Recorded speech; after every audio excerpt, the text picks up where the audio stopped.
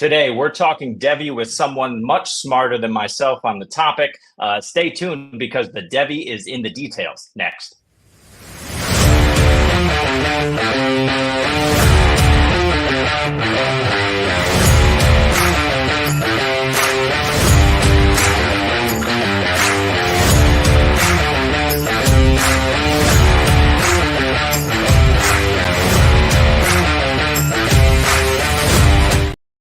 Welcome into the double FU, the FU times two, the fantasy football universe. I am Jeremy Shulman at FF_Rebel, and today we are joined by the one and only Kevin Coleman at theboys_22. I can only assume that's Emmett Smith reference on Twitter.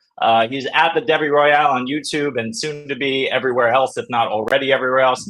Just a quick matter of intro here. As a leading Devy voice in the space, Kevin is the recipient of the first annual Tags Rising Star Award in honor of the late, great Mike Tagliere, of course. He's a teacher in his spare time and, molding young minds of this generation. And he's got Xavier Worthy listed in his Twitter bio. So I think we're going to be good friends, especially since I can see he's a Malcolm Gladwell and Adam Grant fan. So, Kevin, welcome in. The warmest and sincerest of double FUs to you. And thank you for joining us today. How are you? Yeah, man, appreciate having on. Anytime I can chat with, Devy enthusiasts or just people who like this format and kind of maybe introduce the format too, because it can be a little challenging. It can be fun, but just kind of give like how to do it, what to do, the do's and don'ts as someone who's done a lot of don'ts. Not perfect by any means, but I appreciate you, jumping on. I appreciate you the Tags Award. That was that's kind of my thing. Tags was a really good guy. He was someone I really looked up to. Pat Fitzmaurice is another one that I really look up to, and I really appreciate you mentioning him because we can never forget Tags. He was one of the best out there. Yeah, listen, Tags was, didn't know him at all, unfortunately, but he was the guy that I routinely listened to day in and day out that actually got me thinking, wow, this guy's really good. If I could be like this guy one day, that would be amazing. And he was my go-to for all sorts of analysis, tragedy, obviously, but left an indelible mark in the industry. So, I think that Tags Award is something certainly to be proud of. Obviously, I'm sure I don't need to tell you that, but it's definitely, a high point of the industry, and you're definitely well deserving from what I've seen.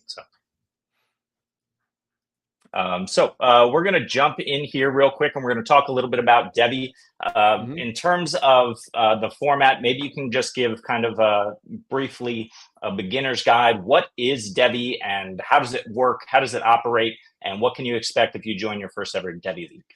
Yeah, so very basic. Devy just short for developmental. Scott Fish actually created it a long time ago. Shout out Scott Fish, and he was one of the first to kind of do this. And all it is you draft college players in your fantasy draft. So it's not like college fantasy, which can be overwhelming. Even Campus Canton is a very it's a hard format where you're having to like manage a team on the other side. It's a very simple format where you draft your dynasty team, and then you have another draft. So like, you have another draft, 1 round to 5 or however deep you want it.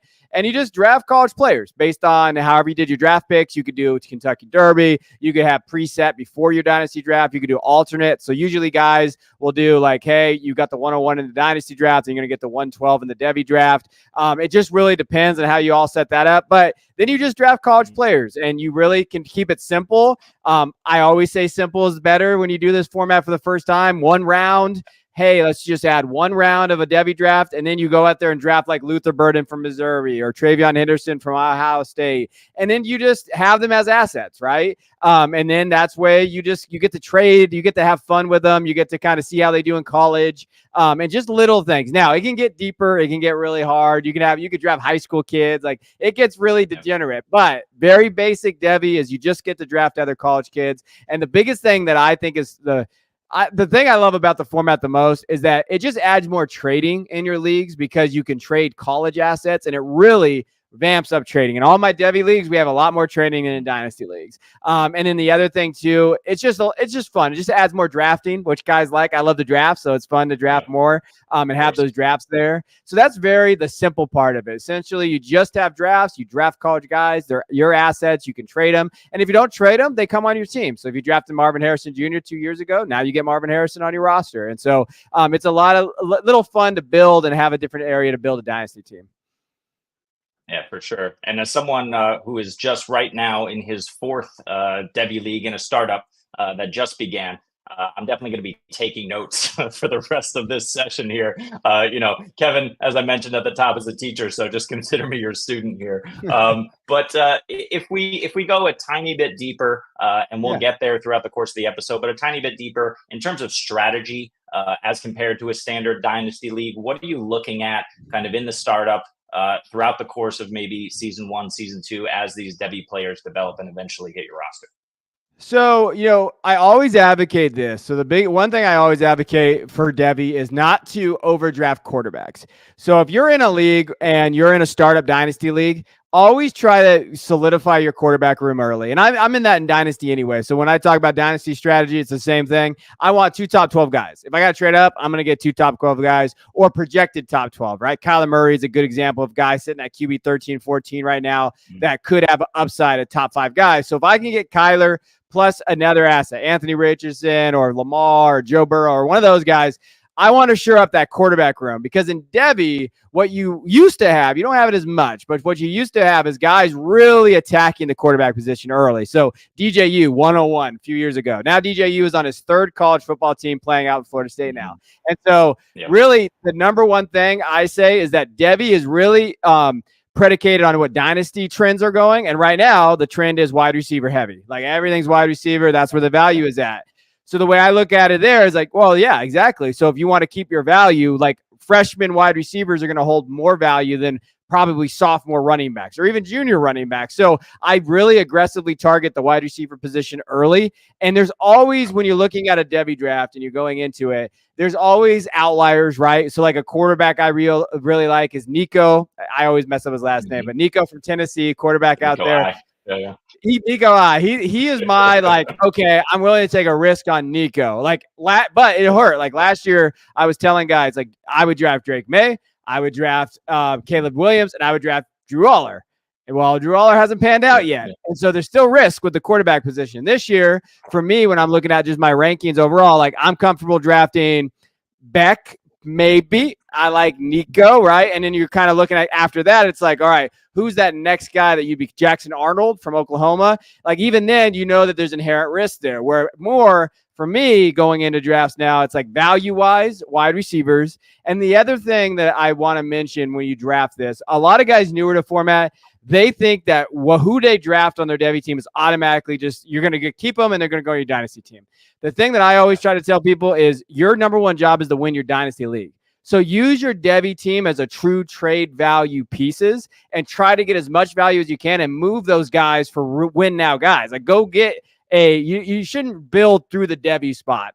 Build through your dynasty team. Go get, a Jeremiah Smith. He's a wide receiver going to Ohio State. Everybody loves Jeremiah. He's going 104, freshman. Draft him, but just know, like, you could get a murderer's ransom for this kid probably in the middle of the year and really go win your dynasty side. Yeah, you're going to lose out on him in 3 years, but 3 years is a long time. Look at Kayshon Boutte from LSU. Look at these guys that were going at first. So move them, move those guys, get as much value as you can. Don't reach in the quarterback position. Running backs, don't reach there either, because you see what's going on in the NFL right now. The value of running backs are all across the board. There are guys in the 4th or 5th round that you can grab. So really I build through wide receiver position, just like in Dynasty. I just look for it and I try to collect the value. And then I move a lot of guys. I trade a lot of guys in Devy. Awesome. I love that first note that you had about quarterbacks. Getting them in your startup. We're through 2 rounds, and I have Joe Burrow and Jordan Love. So I'm going to go ahead and take that as a W. And then, when you're talking about wide receiver, these are the trends that I think I'm seeing as well. Right now, it looks like at least the top 3, if not top, you mentioned Smith at 4, maybe even top 5 are all wide receivers. Where do you value kind of these running backs? As Ollie Gordon is a huge name, Ashton Genty, right? Some of these guys are massive names right now. Are they back end first Devy picks in the startup, or are you looking to even push them further down? So gross, Jeremy. It's so gross out there at the running back spot because it's hard because, when I'm going through on our Patreon, we have consensus ranking. So we rank everybody. We have combined Devy Dynasty to value your actual dynasty compared to Devy as well, and trade value too. And so going through it right now, looking at it, we have Travion Henderson at 105. That at best, 105, and Quinshon Judkins 106. So we value them there. But when I'm on the clock, it's really hard for me to click that button because I know how how volatile the running back position is, right? So really what I look at, and this is how I would value it, if I fall out of the Burden McMillan or Jeremiah Smith tier, if I fall out of those three guys, I'm trading back, or I'm trying to get back and collecting assets because I feel more comfortable drafting Travion at 112 than I would at 104. Even though we value him there because his upside could be 104, I think the risk there is tough, right? And then there's other guys late you can grab. Emeka Egbuka from Ohio State, another wide receiver that had a down year last year, but analytically, he was a top 2 guy in the class last year, the guys that came out. Colston Loveland, tight end from Michigan. Again, positional, tight end premium, those type of guys. Isaiah Bond could have a breakout year. I'd rather take the risk on those guys breaking out than the risk on Travion Henderson not testing well at the combine. And you're now I got a day 3 back on my roster. What am I doing with this guy? Zach Evans, for example. I love Zach Evans. I bought into Zach Evans early when he was a freshman, and then he turned into what? He's getting replaced by Blake Corum now. And so that's the hard part. And so if I'm in that range, really after 103, if I'm sitting there and looking at it, and I know I just said don't draft quarterbacks, but Nico's sitting there and I can't move back, that's the type of kid I'm willing to, the tools and hey, I'm going to go grab Nico at 104. Okay, I'm going to see if I can go get this quarterback. And then in the second and third, you just collect value and you're just trying to get those wide receivers that fall. But yeah, it's tough after that 103. There's a big tier. There's a giant tier there. Because even guys like Evan Stewart from Oregon, I love Evan Stewart. He has had terrible quarterback play. So everybody out there have watched him. His stats aren't there. And he just didn't have Connor Weekman was just injured all the time. But the problem is I'm hearing rumors that Tez Johnson is better than him in camp.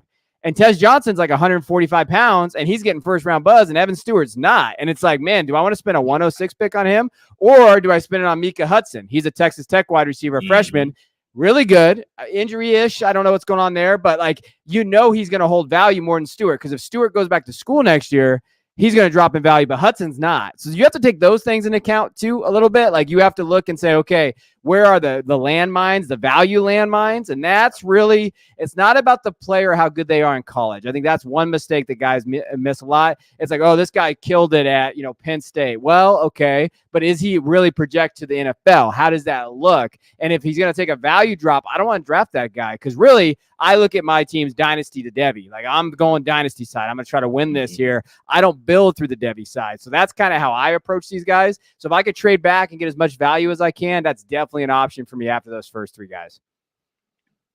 I'm going to have to rewatch this a number of times. That was just a wealth of knowledge dropped on me. I totally appreciate this. And from my experience, shout out to the Dynasty Lounge. I'm tapped in a little bit with Joe O'Leary and a bunch of guys who talk ball over there all the time.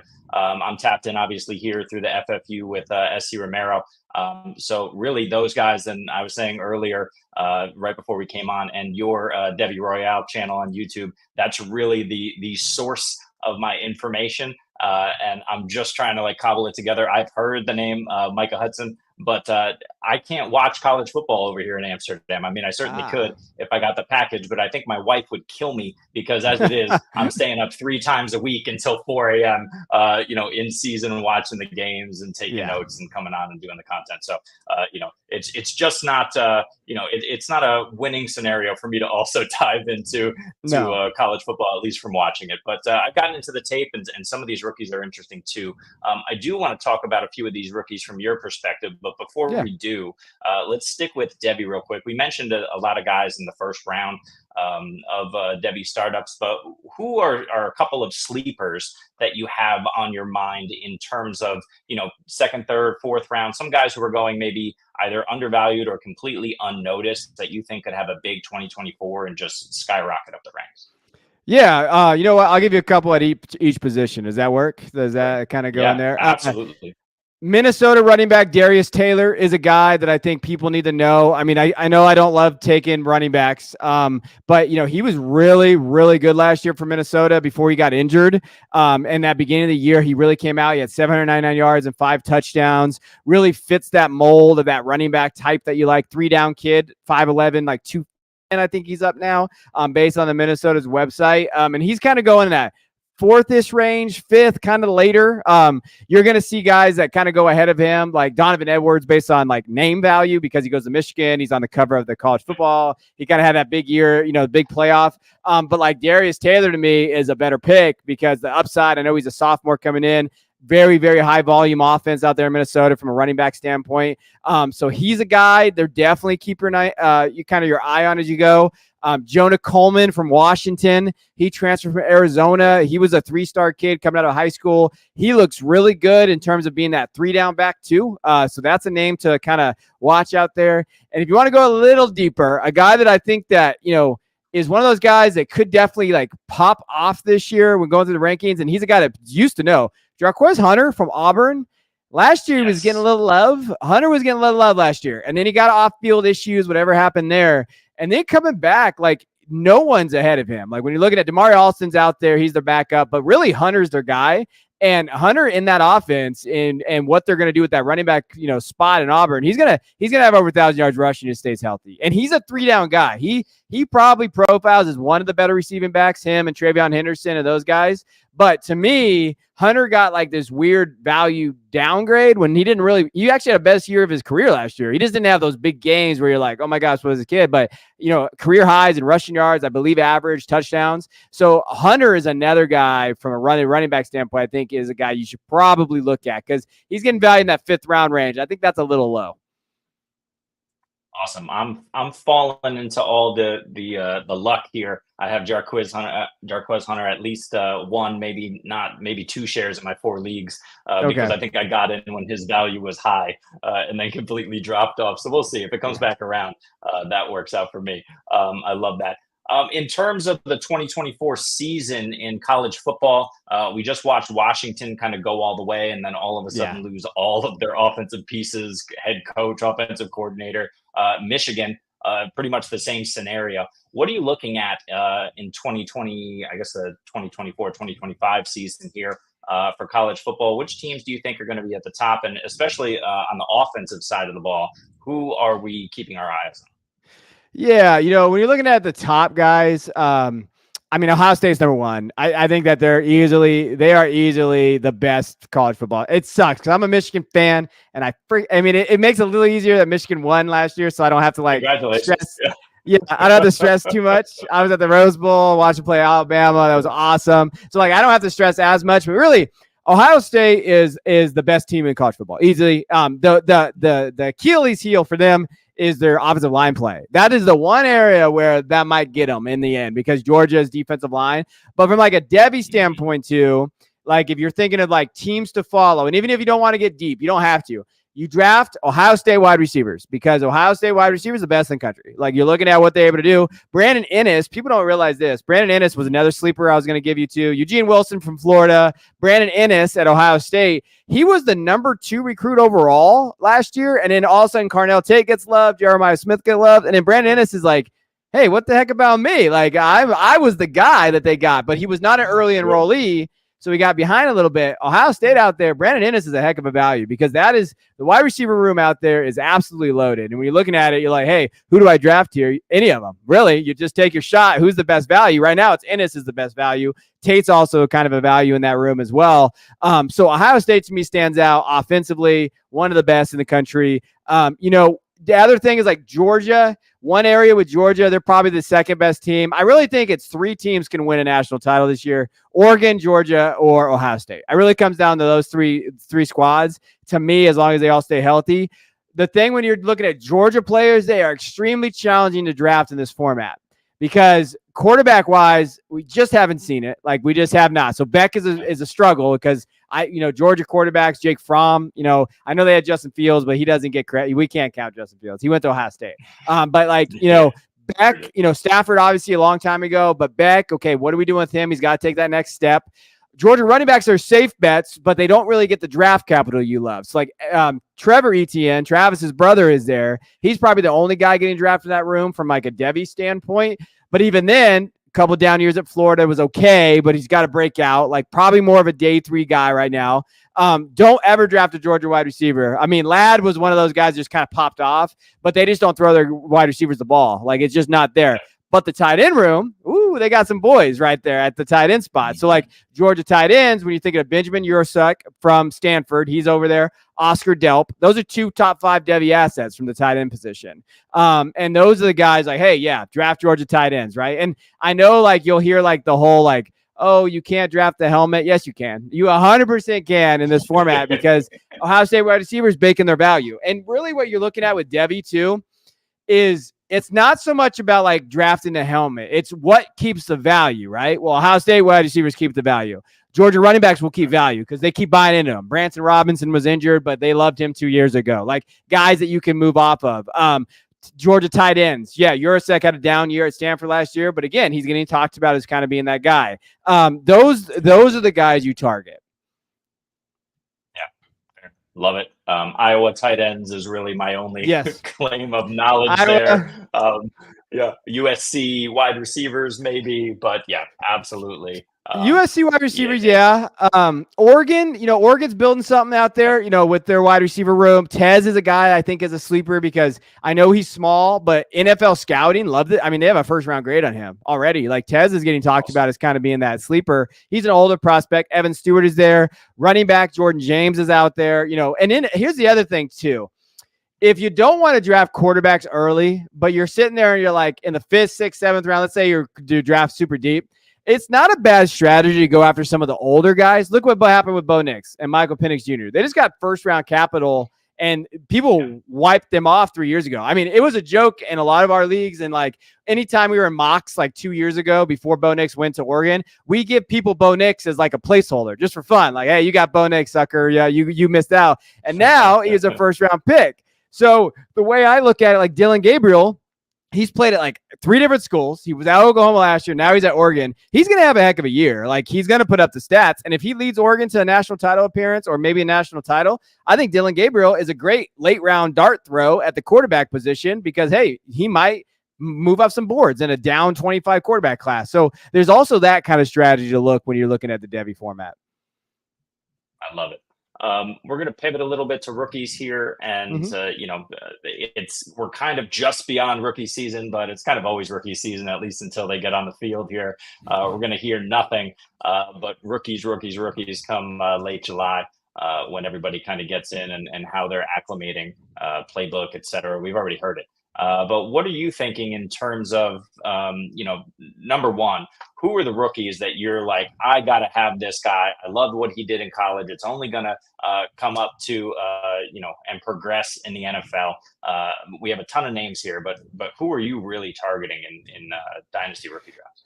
Oh, man. I mean, I'm a degenerate, so all my rookie drafts are over. But I will say, like, the number one guy, that definitely, obviously Marvin Harrison Jr., I think – when you look at him and where he landed, I love that spot for him, right? I before I left my last company, I wrote a big old thing up on Marvin Harrison Jr. And to me, like landing spot in Arizona, targets, what they did with DeAndre Hopkins, with Kyler Murray, everything kind of laid the groundwork there. They have a very, very good running game with Drew Petzing's scheme out there to where it's a lot of play action. Now they have Benson there as well with James Conner.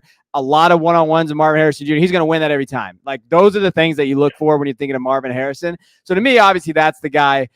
The other guy that I have in my profile, but it's just as a joke. I was a big Xavier Worthy guy a long time ago. No, I love him. Like, no. I like him. It's a joke about before the combine, I loved Xavier Worthy. I've been Xavier Worthy because he was supposed to go to Michigan. So if you guys didn't know, he freaking left. And you would have won a national title, Xavier Worthy, sucker. But he left, and he's actually out here from where I live. So I actually watched him play in high school. It was a lot of fun. So going into the year, I was like, man, this kid, he's a first-round pick. I was very high on Xavier Worthy. Then, when you're looking at it, he had another 30% career dominator rating this year. And I was like, man, people are really sleeping on this kid. And then the reason why I have him in my bio is because I really liked him. And then I got a lot of kind of pushback because I had him ranked so high. He was my wide receiver. I think he was 3 or 4 before the combine. And so I was getting pushback about that, like based on my rankings. And then he went out and ran, it was funny. Remember at the beginning, like they're like, oh, he weighed in at whatever he weighed in at. And people are like, oh, he's got to run a fast 40. Then he runs the fastest 40 time in the history of the combine. And then they go, oh, speed doesn't matter that much. And I'm like, wait a minute. No, you don't get to play both. Like, that's not what we're doing here. So, like, that's why I put him in my bio, because I was like, you don't get the double count. You don't get to use this as an example, like, and say he's got to run that. I just think, for me, when you're looking at him here, first rounder, Chiefs, has a role. I like Rashid too, but if Rashid's going to be out for an extended period of time, like I think him and Worthy can coexist. Mahomes can, especially with Kelsey still being there, it's fine. Mahomes can uplift 3 guys. He can support 3 fantasy relevant players.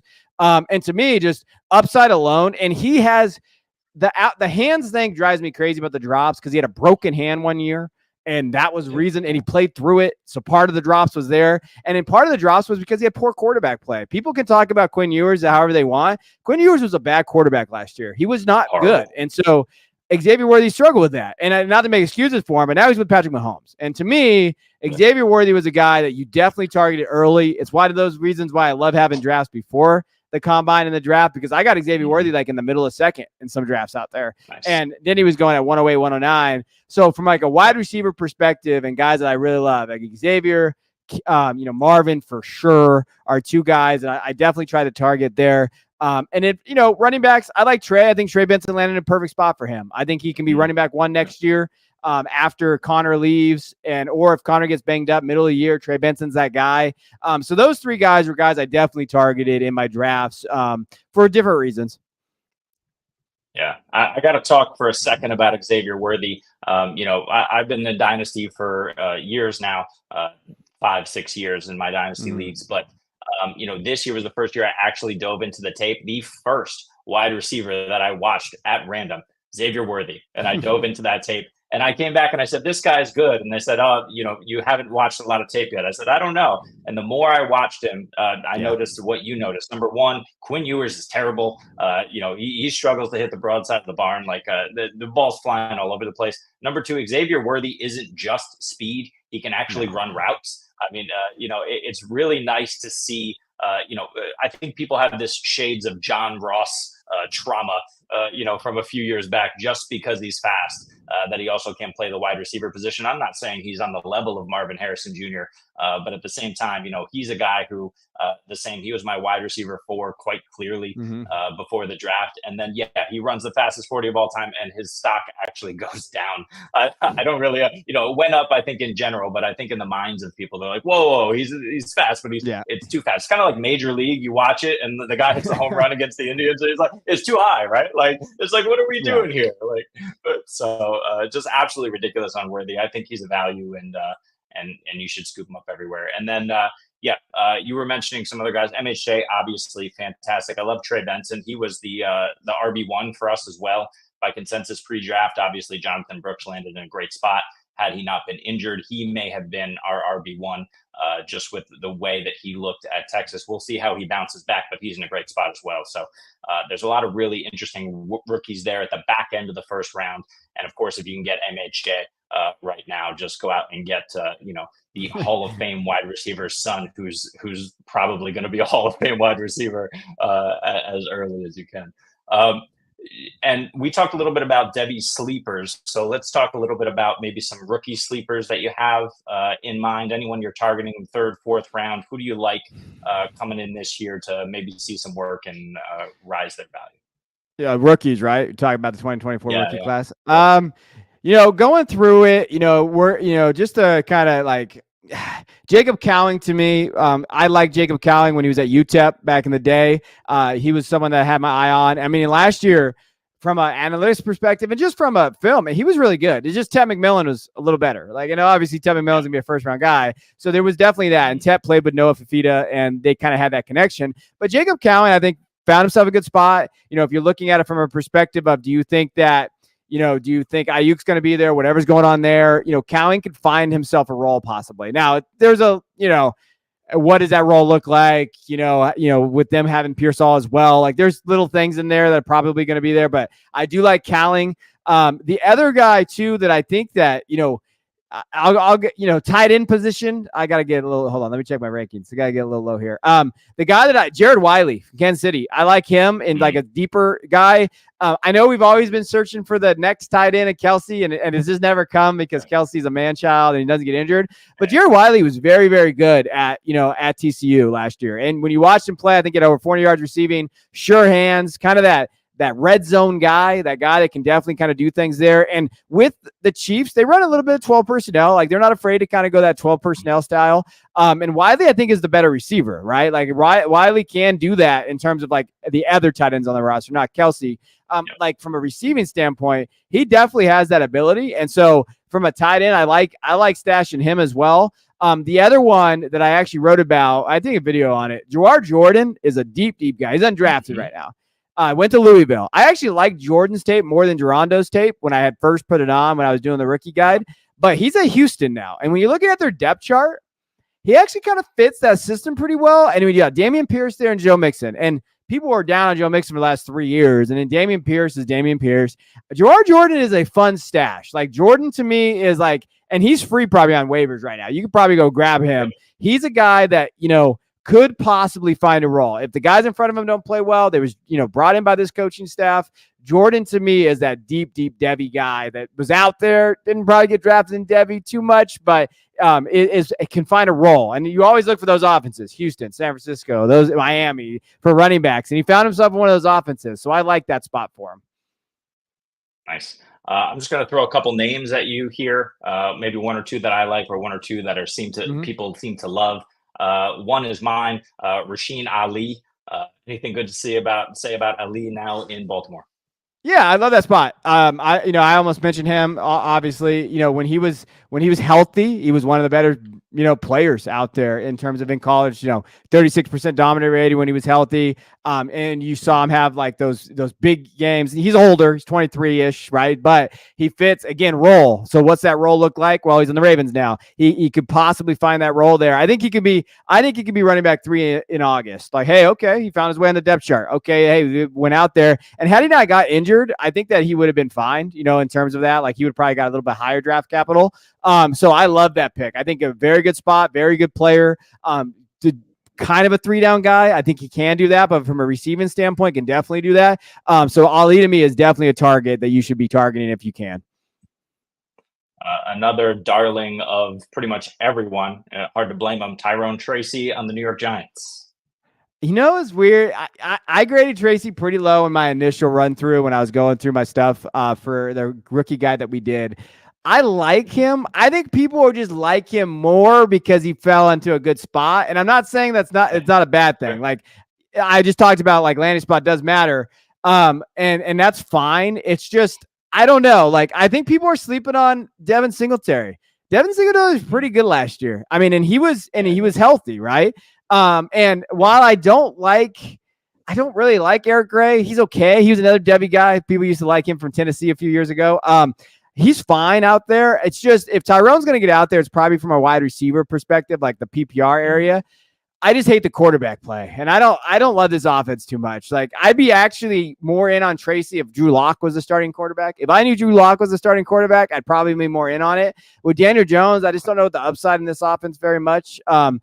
Tracy just feels like that plug-in guy, though. Like, he'll probably be around. You could plug him in there. The other guy to watch in this offense as a sleeper is Jacob Sailors. He just came over from the UFL, and he led the league in rushing. And they added him on their roster. Yep. I was kind of looking at him, and I think when you're looking at him, he might be able to push for a roster spot too. And he's more of a runner than Tracy was because he kind of converted.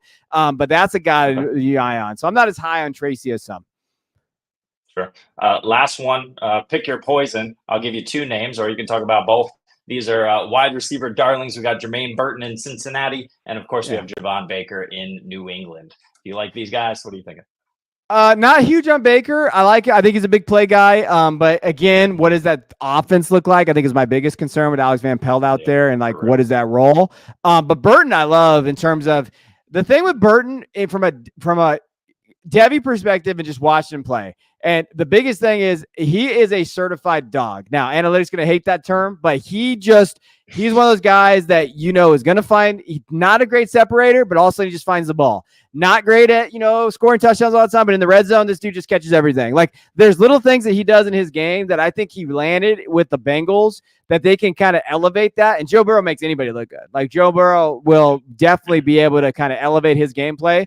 And I like the fact that if Burton makes a name for himself and really kind of stands out this year, with Higgins more than likely moving on, Burton has a role with Joe Burrow, right? And then that's a proven commodity outside of, like, when you have Baker, but a lot of mouths to feed in that offense. Offensive line still got to get fixed.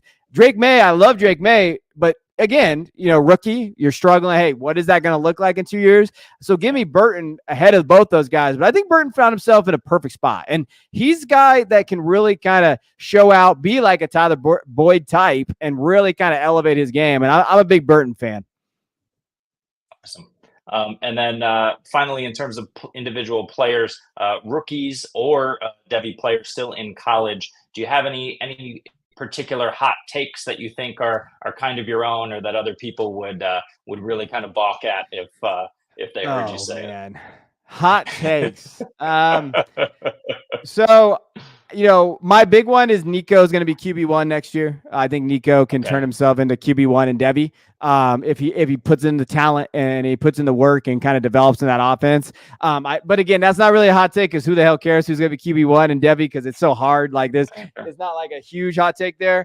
Probably, just looking at like the Devy landscape, I think the big thing that, I see there is like a guy like, I think that Jeremy Bernard from Alabama could be a first-round draft pick. He came over from Washington.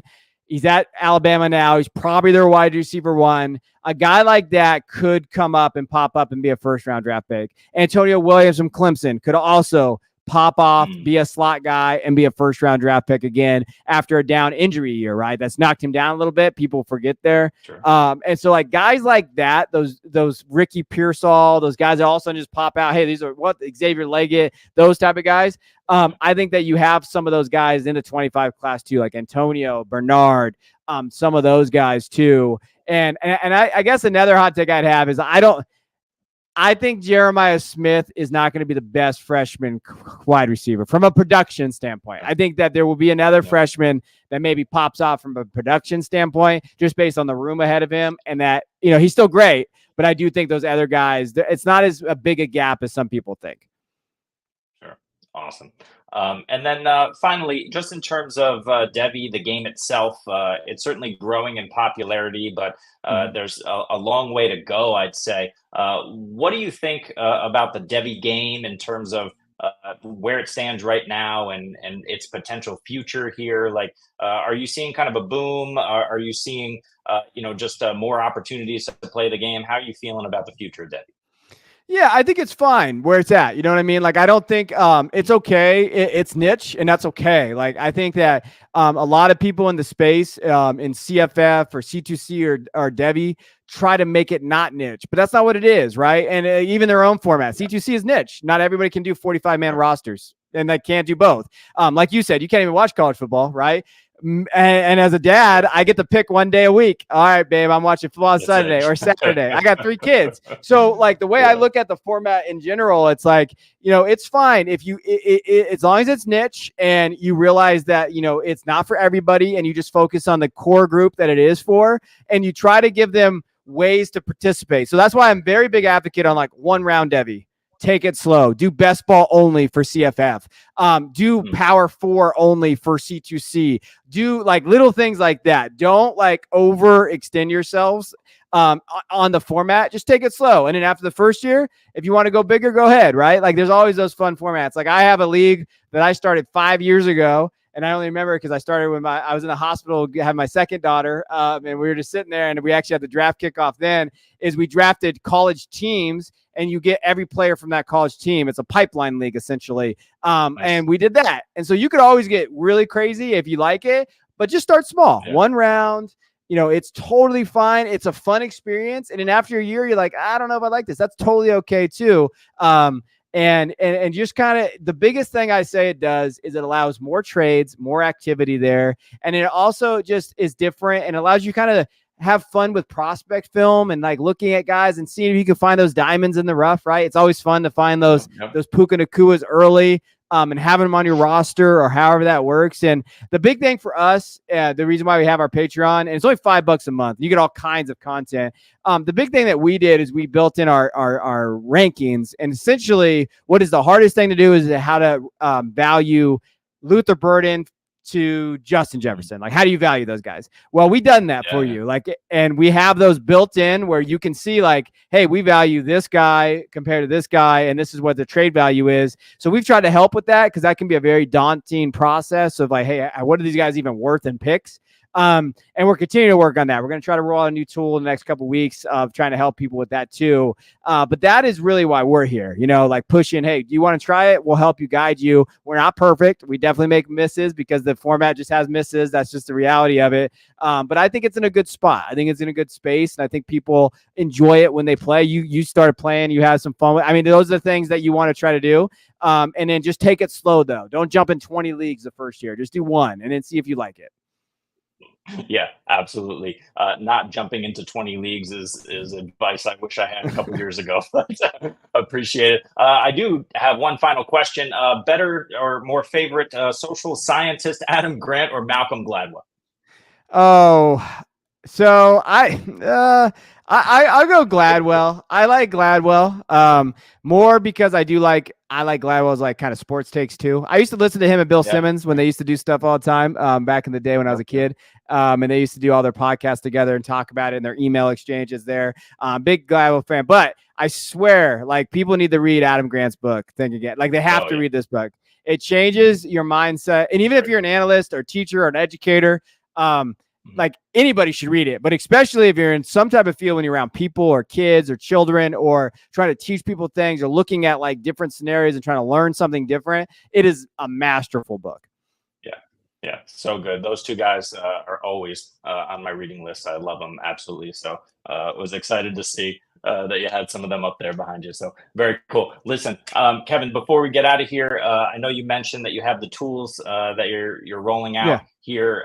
Is there anything else that you want to tell the people where they can find you, how they can get access to your wealth of knowledge about Devy and everything fantasy?